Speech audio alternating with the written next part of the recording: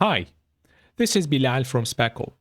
In this quick video, I want to show you the solution to a problem you might face while using the 3D Viewer's color by functionality. First, let me describe the problem.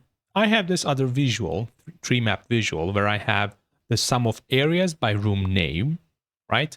And I want to have the same colors in the 3D Viewer visual.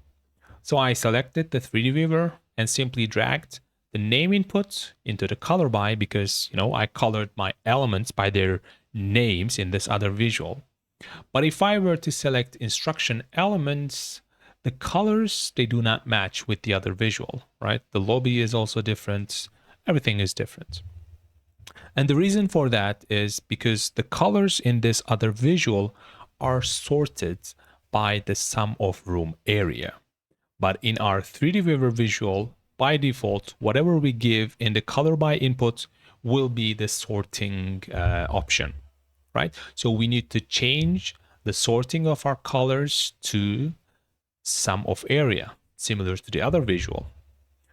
So let's do that. We need to click on this three dots right on the top right corner of the 3D Viewer visual, and we can see these three options about sorting. We can change the sorting from descending, ascending, and also how do we sort, what parameter we use for sorting. Currently, I don't see the area here, and that is because the room areas are not part of the inputs we gave. So let's simply drag and drop the area from here to the tooltip data. So sum of area is available here. And also click on this three dot icon and change the sorting from name to sum of area. So another change we might need to make is whether if our sorting is ascending or descending. In this case, we want to make it descending, so it starts from the biggest to the lowest, right? So I did all those changes, but nothing is reflected in the 3D Viewer visual because currently the 3D Viewer does not automatically detect the changes made in the sorting.